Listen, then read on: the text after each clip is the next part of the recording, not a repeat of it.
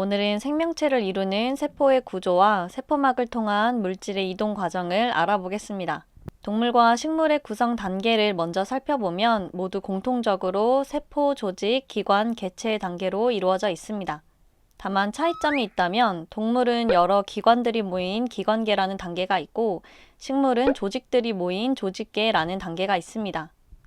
동물이든 식물이든 작은 세포들이 모여 이루어진 것이며 세포를 생명체를 구성하는 기본 단위라고 합니다.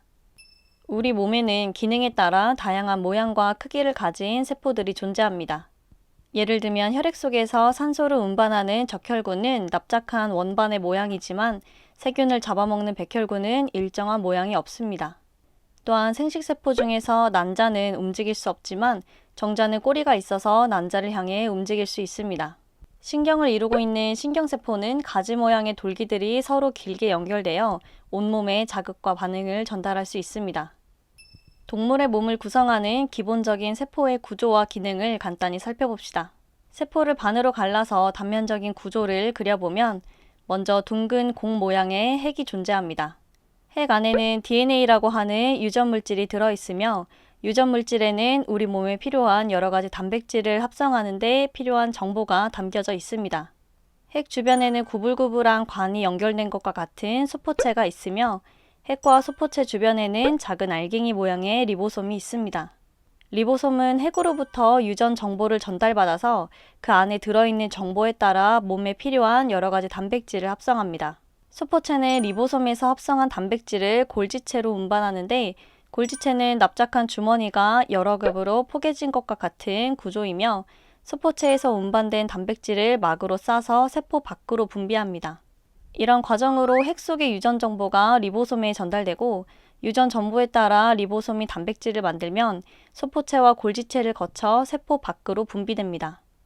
참고로 세포는 세포막으로 둘러싸여 있으며 세포막을 통해 세포 안의 물질이 세포 밖으로 나가거나 들어오기도 합니다. 이때 세포막은 세포 안팎으로 드나드는 물질의 출입을 조절합니다.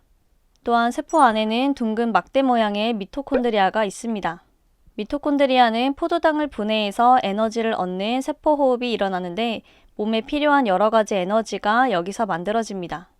이처럼 세포 안에는 핵, 리보솜, 수포체, 미토콘드리아처럼 다양한 기능을 하는 세포 소기관들이 있으며 세포 소기관들은 서로 협력하여 상호작용하는 하나의 시스템을 이루고 있습니다. 식물세포에도 동물세포와 마찬가지로 핵과 수포체, 리보솜 등의 세포 소기관들이 공통적으로 존재합니다.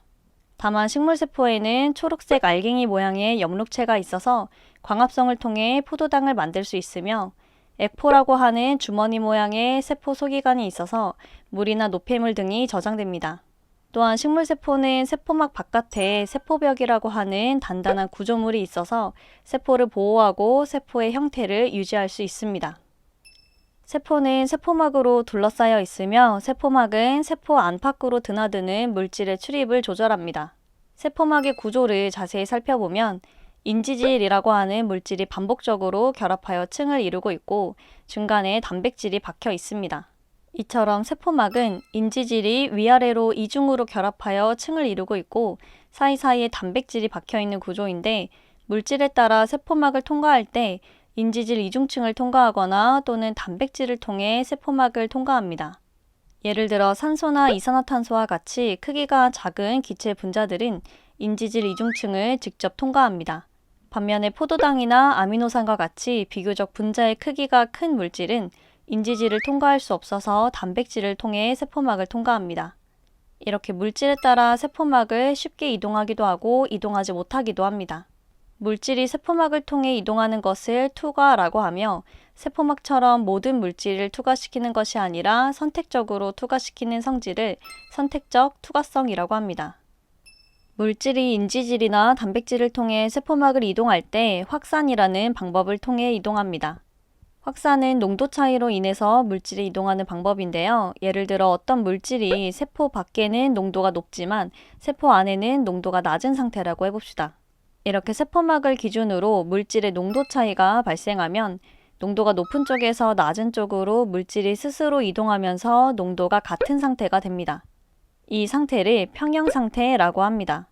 이처럼 세포막을 경계로 물질의 농도가 차이가 날 때 물질의 농도가 높은 곳에서 낮은 곳으로 스스로 이동하는 확산이 일어나며 확산을 통해 세포막 안팎으로 농도가 동일한 평형 상태가 됩니다. 만약에 어떤 물질이 세포막을 경계로 농도가 다른 상태지만 이 물질이 세포막을 통과할 수 없는 물질이라면 이 경우에는 어떻게 평형 상태에 도달할 수 있을까요? 잠시 농도라는 개념을 생각해보면 농도는 용매인 물에 용질이 얼마나 녹아있는지를 나타낸 것입니다. 부피가 같은 두 용액이 있을 때 농도가 높은 용액은 그만큼 용액 안에 있는 용질의 입자수가 많다는 것을 의미합니다. 그런데 두 용액의 부피가 같다면 용질을 제외한 부피가 용매인 물의 부피에 해당합니다. 따라서 용매인 물 분자의 입자수를 비교해보면 용질의 양이 적은 용액일수록 물의 입자수는 더 많을 것입니다. 이 내용을 그대로 적용해보면 물질의 농도가 낮은 곳에서 상대적으로 물 분자의 입자수가 더 많을 것이고 물은 세포막을 통과할 수 있으므로 물 분자의 입자가 많은 쪽에서 적은 쪽으로 스스로 이동하는 확산이 일어나면서 세포 안팎으로 농도가 같은 평형 상태에 도달하게 됩니다. 정리하면 세포 안팎으로 농도가 같은 평형 상태에 도달하기 위해서 용매인 물 분자는 용질이 적은 곳에서 많은 곳으로, 즉 용액의 농도가 낮은 곳에서 높은 곳으로 이동하는데 이와 같은 현상을 삼투라고 합니다. 앞에서 살펴본 확산은 농도가 높은 곳에서 낮은 곳으로 이동하므로 마치 삼투와 확산이 반대되는 현상처럼 생각될 수 있지만 사실 용매인 물의 입장에서는 물의 입자들이 많은 곳에서 적은 곳으로 이동하는 것이므로 삼투는 물이 확산하는 현상이라고도 할 수 있습니다. 다만 삼투가 일어나려면 지금처럼 용질이 세포막을 통과할 수 없는 물질이라서 확산을 통해 이동하지 못하지만 용매인 물은 통과할 수 있는 상황에서만 삼투가 일어납니다. 삼투 현상을 통해 물이 이동하는 것은 간단한 실험으로도 확인할 수 있습니다. 예를 들어 적혈구를 세포의 농도와 같은 용액에 넣으면 세포를 경계로 안과 밖의 농도가 같으므로 변화가 없습니다. 하지만 적혈구보다 농도가 낮은 용액에 세포를 넣으면 상대적으로 세포 안이 고농도, 세포 밖이 저농도이므로 삼투 현상으로 인해 세포 밖에서 안으로 물이 들어오면서 세포가 팽창하게 됩니다. 참고로 삼투가 일어날 때 세포막을 기준으로 물이 양방향으로 이동합니다. 다만 고농도에서 저농도로 이동하는 물의 양보다 저농도에서 고농도로 이동하는 물의 양이 훨씬 많은 것입니다.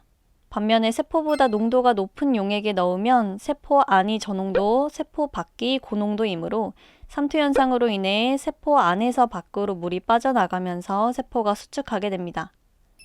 결국 확산과 삼투는 세포 안팎으로 농도를 동일하게 만드는 과정이며 이 과정에서 물질이 세포막을 선택적으로 투과합니다.